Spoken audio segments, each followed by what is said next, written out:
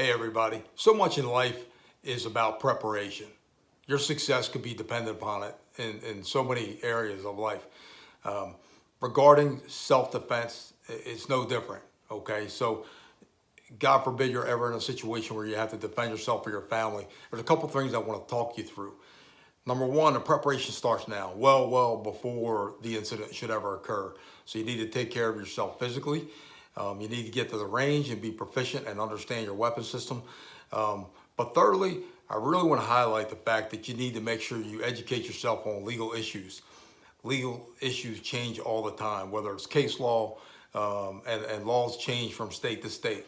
So it's important that you do some reading and continue to do some research on incidents that are, I guess, could be construed as lessons learned. So when you hear about an incident, read it, follow it through the courts. You can learn a lot. I want to talk to you about a few things regarding that. So there's three things that I like to prioritize that are well known in I guess, the legal world when it comes to the use of force. Number one is totality of circumstances, right? The incident you're involved in, and we're hoping you're the good guy or girl in this incident, is going to be evaluated on the totality of the circumstances, okay? And I don't want you to just focus on the incident itself. That's going to be, the meat and potatoes of what's going to be analyzed. But the totality of circumstances starts well before that, okay? What's your training with what you use, whether it was your hand or a weapon? Is there any documentation? Does any documentation exist regarding your background and your training?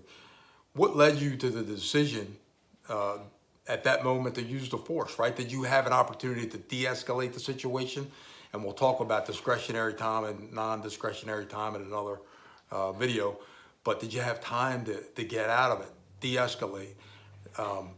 Is there an alternate avenue to do a tactical escape or retreat, so to speak? They're going to look at that all the way up and leading to it. And then if you have to take defensive action, they're also going to analyze each action you take. So as an example, if you have to strike someone to defend yourself, each strike is going to be analyzed, right, along the way. Same thing for a round that may come out of your weapon if you have to discharge your weapon. Each round's going to be analyzed differently based on how the circumstances have changed and at what level that threat has ceased or increased, right? So just keep that in mind. The totality of circumstances doesn't end after the force has stopped, okay? If it's safe to do so, did you offer or render medical treatment to that individual?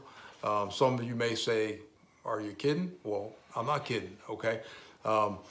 If you were attacked and it's safe to do so afterwards, my recommendation to you is, if it's safe to do so, attempt to render medical aid. And that could mean everything from calling 911 to get medics on the scene to actually physically doing what you can to help that individual at the time.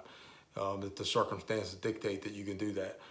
The other after actions are, how do you handle yourself and what do you do after the incident? Meaning social media. They're going to look at your social media, right? They may be able to get your phone calls, right? They may subpoena your phone calls and your texts, your emails. They're going to look at those things depending on the level of the case.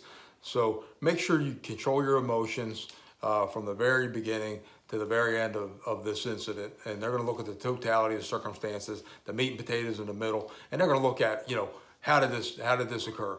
Well, there's statements that you're going to be able to articulate, right? So I was approached by this individual. I had no way to get out of the situation. I was in a stairwell, as an example.